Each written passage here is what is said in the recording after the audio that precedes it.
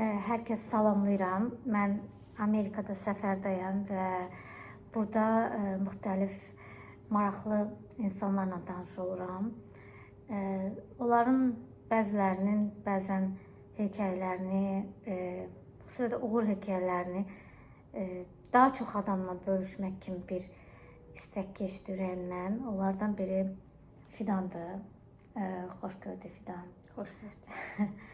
Və Fidanın da əhvalatını sizlə paylaşmaq istədim. Uzun sözün qısası, Fidan onun təhsili, ilk təhsili hüquqşünaslıqdır, amma indi informasiya texnologiyaları sahəsində IT dediyimiz sahədə çalışır və onun bu əhvalatını soruşmaq istəyirəm ki, yəni bir çox tez-tez eşidirəm mən qadınlardan ki, IT mənə görə deyil, başım götürməz, mənim ilk təhsilim humanitardır, IT-ni öyrənə bilmərəm. Bax, necə keçdi bu yolculuq? Necə deyə bilərsən? Yəni, IT doğrudanmı qadınlar üçün deyil? IT qadınlar üçün deyil fikri ilə razı deyiləm. Məncə hər sahədə qadınlar özlərini göstərə bilərlər. Amma bunlardan biri də IT sahəsidir. Mənim biraz həyat hekayəmi danışım. Necə oldu ki, mən IT sahəsinə gəldim. Mən 16 il bundan əvvəl Amerikaya köçəndən sonra əlbəttə ki, hər hansısa bir sahədə işləmək istəyirdim. Əlbəttə ki, təhsilim hüquq üzrə olduğu üçün hüquq sahəsində işləməyi planlaşdırırdım, amma təəssüflər olsun ki, bizim hüquq sistemi ilə Amerika hüquq sistemi fərqli olduğuna görə təhsilsiz, yəni Amerikada hüquq təhsili olmadan o sahədə işləmək çətindir. Və mən bir neçə hüquq sahəsində işləyən dostlarımızla məsləhətləşdim və onlar məsləhət gördülər ki, Amerikada hüquq sahəsində işləmək qadınlar üçün çox çətindir. Düzdür, bu fikirlə də razı deyiləm, amma o vaxt daha gənc idim, belə deyək, aldanmaq demək istəmirəm, amma biraz fikrimdən daşındım və hüquq təhsilimi davam elətdirmədim. Çünki dedilər ki, oxumaq burada daha çətindir, çünki dil bariyeri var, tamamilə fərqli sistemdir. Yəni, yaxşı hüquqşünas olmaq burada daha çətindir. Ona görə hüquq təhsili almaq fikrindən daşındım və tamamilə başqa sahəyə keçdim. IT sahəsinə gələndə, IT 7-8 il bundan əvvəl Amerikada IT sahəsi, Amerikanlar demiş, boom elədi. Yəni, IT sahəsi inkişaf eləməyə başladı, çiçəklənməyə başladı, bəli. Deməli, IT sahəsində yeni işlər yarandı və kifayət qədər resurs olmadığı üçün burada IT məktəbləri, İngiliscə desək, bootcamplər başladı. Və mən də qərar verdim ki, niyə də yox, bir sınamaq olar və mən yenilikləri sevirəm. Əslində, yenilikləri, yeni sahələri dənəməyi və IT sahəsinə ilk bootcampimə başladım. İlk sənin sualıma gəldikdə isə IT sahəsi həqiqətən qadınlar üçün deyilmi? Çünki bəzi qadınlar fikirləşir ki, onlar eləyə bilməzlər. Həmişə mən bu misalı, öz həyatımdakı misalı çəkirəm. Məndən soruşan və ya məsləhət istəyən qadınlara. Mən ilk bootcampimə başlayanda mən State Department'da işləyirdim və hər gün ofisə gedirdim, 8 saat işləyirdim, 8 saatdan sonra gəlirdim evə. O zaman 2 uşağım var idi və balaca oğlum yaş yarım idi. Və onların yeməyini hazırladıqdan, axşam yeməyini hazırladıqdan sonra və bu həmin ərəfədə də Emil yoldaşım, o da magistratura təhsili alırdı.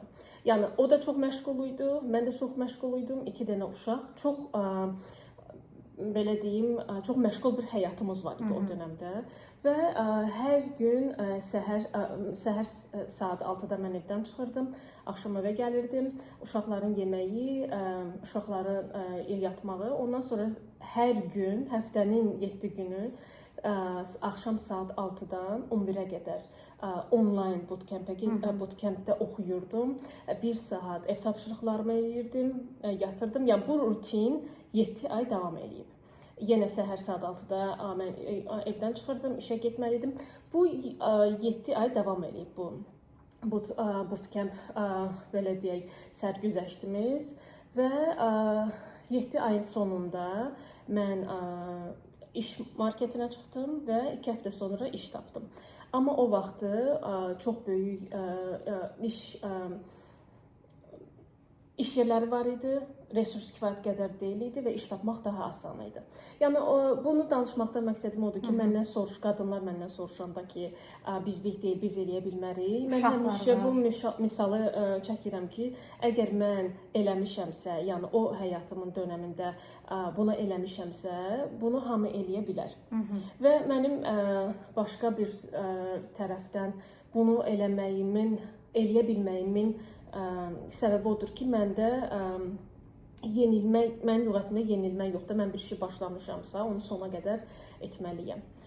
O da mənə çox böyük motivasiya oldu bu prosesdə. Amma yəni məncə hamı edə bilər.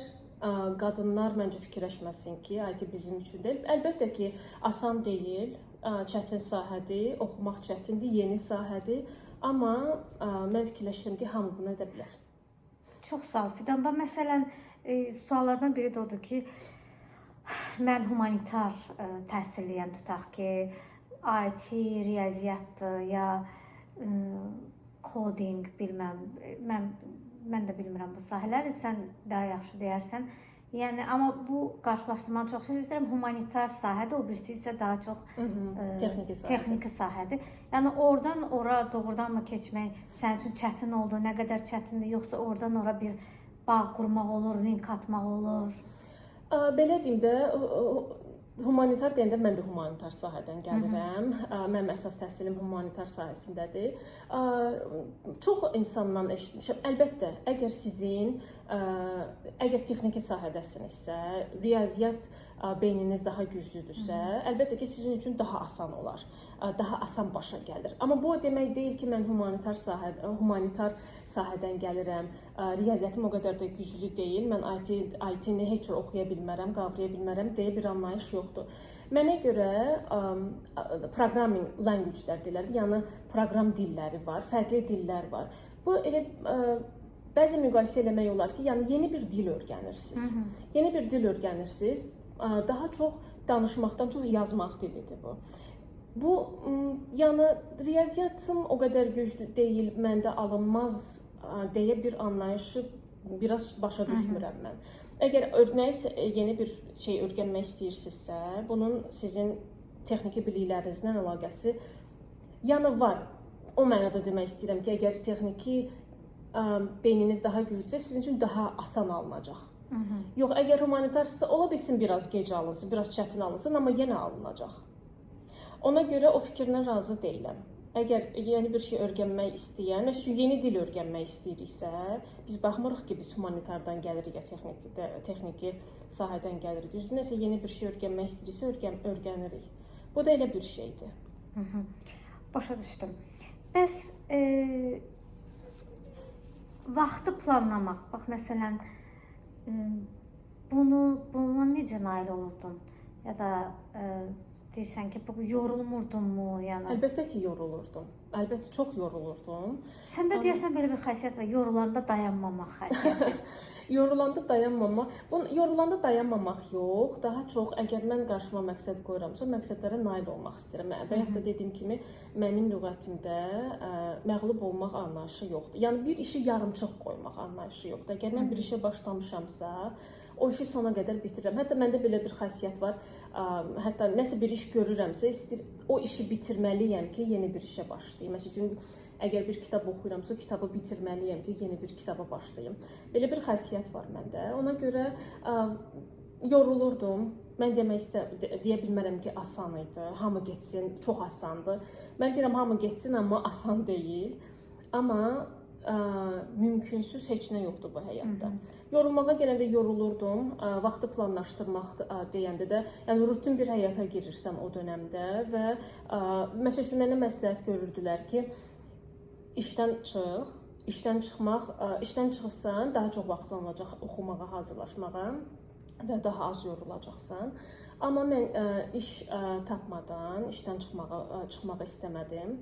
Ona görə son günə qədər, marketə çıxdığım günə qədər işdə qaldım və işdən çıxdım 2 həftə sonra, 1 ay sonra hətta. 2 həftə sonra yeni iş təklifi aldım. 2 həftə sonra başladım. Yəni 1 ay arada fasilə oldu. Vaxtı da yenə dediyim kimi sadəcə rutin bir həyata girirsiniz. Dərslər müəyyən bir vaxtda başlayır, müəyyən bir vaxtda bitir. Nə vaxt necə hazırlaşmağı, uşaqlara vaxt ayırmağı. Yəni əlbəttə ki, uşaqlara kifayət qədər vaxt ayırmaq olmur. Mən dərsdə olanda Fərhad balacaydı, gəlib qapını açırdı, həmişə mənə soruşdu ki, mama dərsin qurtardı. Deyirdim ki, yox, dərsim qurtarmadı, qapını bağlayırdı və gedirdi. Yəni yenə deyirəm, rutin bir həyata girirsiniz, vaxtı da planlaşdırmaq olur. Çətindir, amma mümkündür. Məsələn, bootcamplar dedim, bootcamplar bahalı da ola bilir, amma müəyyən başqa alternativlər də var bunu öyrənməyə. Məsələn, Udemy-dəki kurslar və s. Buradan bu realdırmı? Buradan nədən məsləhət görürsən, nədən başlamağa?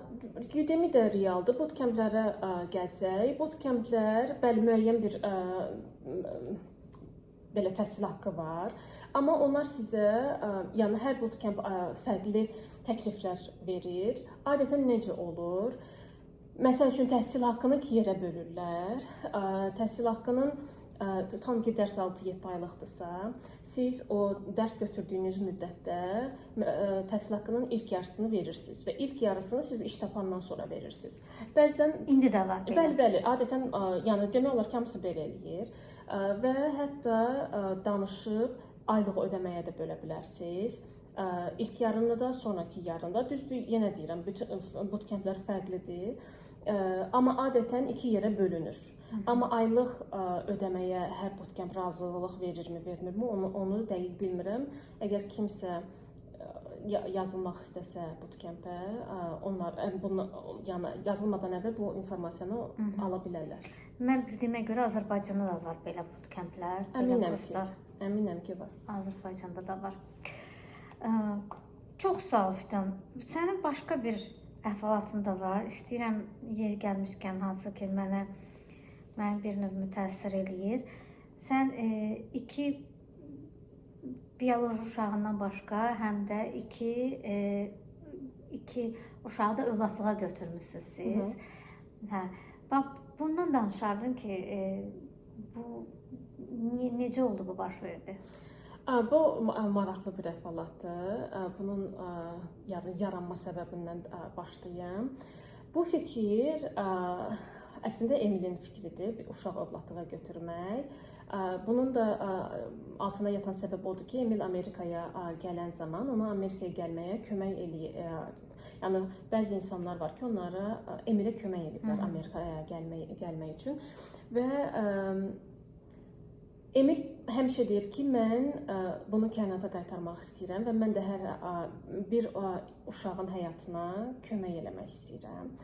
Fərhad balaca olanda Emil bu fikirlə mənə gəldi ki, mən bir uşaq övladlığa götürmək istəyirəm körpəlikdən və o uşağın həyatına toxunmaq istəyirəm, ona gözəl gələcək vermək istəyirəm.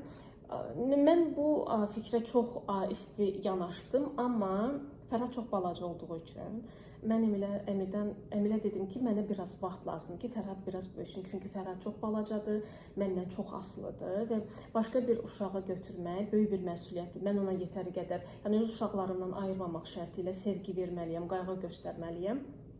Və Emilə dedim ki, Fərhad biraz böyüsün, biz sənin bu istəyi reallaşdıraq. Və həyat elə gətirdi ki, bizim övladlarımız, bizim öz əlimizdə böyümüş uşaqlar idi və onlar elə bir çətin bir prosesdən keçirdilər ki, Emil mənə dedi ki, biz nə üçün gözləyək?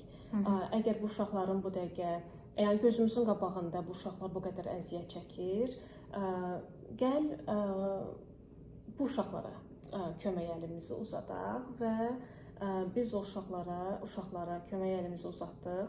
Onlar rəsmən bizim övladlarımızdır. Doğum şəhadətnamələrində hətta Emil ata, mən ana olaraq gedirik.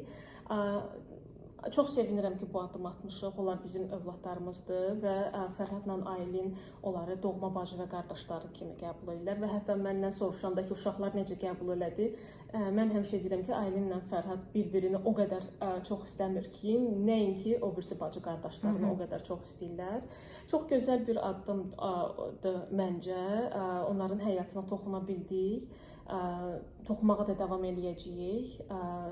Fikirləşirəm ki, onlar da bizlə olduqları üçün xoşbəxtdirlər. Neçə il sizlə qaldılar? Neçə il bizdən qaldılar. İndi onlar ikisi də universitetdədirlər. Universitetə daxildə biri 2-ci kursda, biri 1-ci kursda oxuyur.